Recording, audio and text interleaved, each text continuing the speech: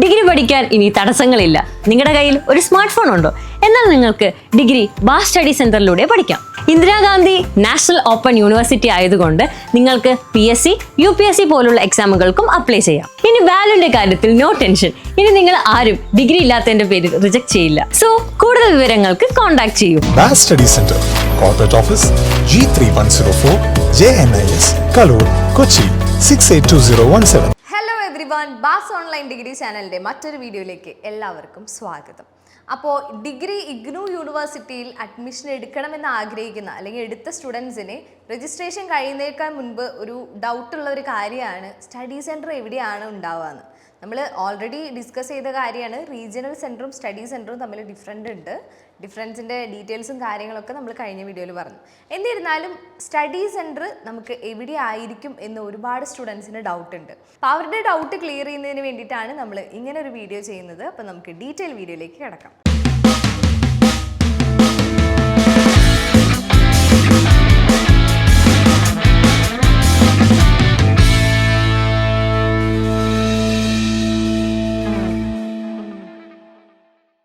ഇഗ്നു യൂണിവേഴ്സിറ്റിയിൽ അഡ്മിഷൻ എടുക്കണമെന്ന് ആഗ്രഹിക്കുന്ന സ്റ്റുഡൻസ് ഡിഗ്രി കോഴ്സായ BA, BCom, BBA, BSW മുതലായ കോഴ്സുകൾക്ക് ജോയിൻ ചെയ്യണമെന്ന് ആഗ്രഹിക്കുന്ന സ്റ്റുഡൻസ് എത്രയും വേഗം താഴെ കാണുന്ന നമ്പറിൽ കോൺടാക്ട് ചെയ്യുക.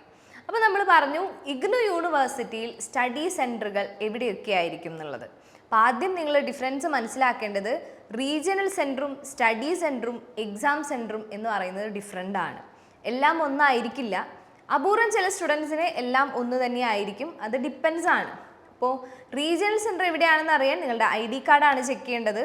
സ്റ്റഡി സെൻറ്റർ എവിടെയാണെന്ന് അറിയാൻ നിങ്ങളുടെ സ്റ്റുഡൻറ്റ് പോർട്ടലാണ് ചെക്ക് ചെയ്യേണ്ടത്.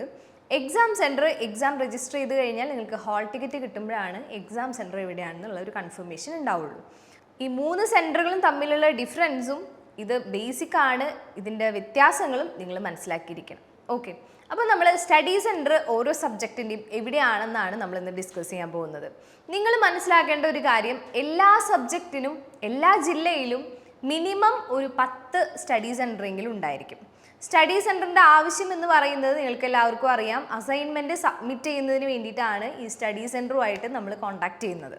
ഇപ്പോൾ ഡയറക്റ്റ് സബ്മിഷൻ ആണെന്ന് എല്ലാവർക്കും അറിയാം.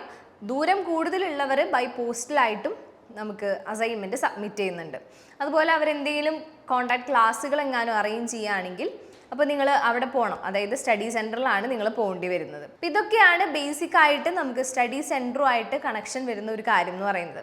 പിന്നെ പ്രൊജക്റ്റ് ഉള്ളവരുണ്ടായിരിക്കാം, അതുപോലെ വർക്ക് ബുക്ക് ഉള്ളവരുണ്ടായിരിക്കാം. അപ്പം അങ്ങനെയുള്ളവരൊക്കെ സ്റ്റഡി സെൻറ്ററുമായിട്ടാണ് കോൺടാക്ട് ചെയ്യുന്നത്. അത് മെയിനായിട്ട് BBA, BSW മുതലായ കോഴ്സുകൾക്കാണ് അങ്ങനെ വരുന്നത്. അപ്പോൾ അവർ ശ്രദ്ധിക്കുക.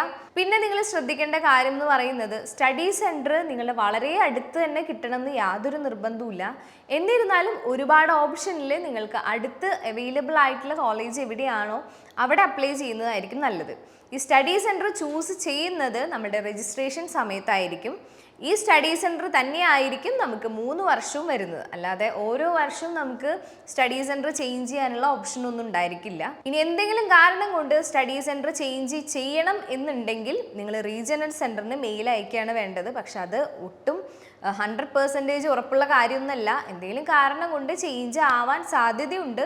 നമ്മൾ ഒരുപാട് എഫേർട്ട് അതിന് പുറകിലെടുക്കണം. അപ്പം അതിനേക്കാൾ നല്ലത് നന്നായിട്ട് ആലോചിച്ച് രജിസ്ട്രേഷൻ്റെ സമയത്ത് തന്നെ നിങ്ങൾ നിങ്ങളുടെ സ്റ്റഡി സെൻറ്റർ എവിടെയാണ് വേണ്ടതെന്ന് കൺഫേം ചെയ്യും. ഓക്കെ, അപ്പോൾ നമ്മൾ പറഞ്ഞു ഓൾമോസ്റ്റ് ഒരു 10 കോളേജെങ്കിലും ഓരോ ജില്ലയിലും ഉണ്ടായിരിക്കുമെന്ന് നമ്മൾ പറഞ്ഞു. പക്ഷേ അത് ഓരോ സബ്ജക്റ്റിനും ഡിപ്പെൻഡ് ചെയ്തിരിക്കും. ചിലപ്പോൾ സോഷ്യോളജി സബ്ജക്റ്റ് എടുത്ത സ്റ്റുഡൻസിൻ്റെ സ്റ്റഡി സെൻറ്റർ ആയിരിക്കില്ല BA ഇംഗ്ലീഷ് എടുത്തവർക്ക്. അവരുടെ സ്റ്റഡി സെൻറ്റർ ആയിരിക്കില്ല BBA സ്റ്റുഡൻസിനുള്ളത്. അപ്പോൾ പല കോഴ്സിനും ഡിഫറൻസ് ഉണ്ട്. അതിനനുസരിച്ച് സ്റ്റഡി സെൻറ്ററുകളും വ്യത്യാസപ്പെട്ടിരിക്കും. പക്ഷേ ഈ വർഷമുള്ള സ്റ്റഡി സെൻറ്റർ ആവണമെന്നില്ല അടുത്ത വർഷം. ചിലപ്പോൾ ഇഗ്നു യൂണിവേഴ്സിറ്റിയുടെ അണ്ടറിൽ ഒരുപാട് സ്റ്റഡി സെൻറ്റേഴ്സ് ഇനിയും ആഡ് ആവാൻ ചാൻസ് ഉണ്ട്. നിങ്ങൾക്കൊരു ഏകദേശം ഐഡിയ കിട്ടാൻ വേണ്ടിയിട്ട് ഓരോ സബ്ജക്റ്റിനും ഏതൊക്കെ സ്റ്റഡി സെൻറ്റർ ആണ് വരുന്നത് എന്നുള്ള ഏകദേശം ഒരു ഐഡിയ നമ്മളുടെ കമ്മ്യൂണിറ്റി ഗ്രൂപ്പിൽ നമ്മൾ ഇടുന്നുണ്ട്. അപ്പോൾ കമ്മ്യൂണിറ്റി ഗ്രൂപ്പിൻ്റെ ലിങ്ക് ഡിസ്ക്രിപ്ഷൻ ബോക്സിൽ കൊടുത്തിട്ടുണ്ട്. മറക്കാതെ എല്ലാവരും ചെക്ക് ചെയ്യുക. നിങ്ങൾ ചൂസ് ചെയ്യാൻ ഉദ്ദേശിക്കുന്ന കോളേജ് അല്ലെങ്കിൽ ചൂസ് ചെയ്യാൻ ഉദ്ദേശിക്കുന്ന സബ്ജക്റ്റിന് അടുത്ത സ്റ്റഡി സെൻറ്റർ ഉണ്ടോ എന്നെല്ലാവരും ചെക്ക് ചെയ്യുക. ഇനിയിപ്പോൾ അടുത്തല്ല കുറച്ച് ദൂരത്താണെങ്കിലും പ്രശ്നമൊന്നുമില്ല, നമുക്ക് എപ്പോഴും അവർ ക്ലാസ് അറേഞ്ച് ചെയ്യുക അങ്ങനത്തെ ബുദ്ധിമുട്ടൊന്നുമില്ല.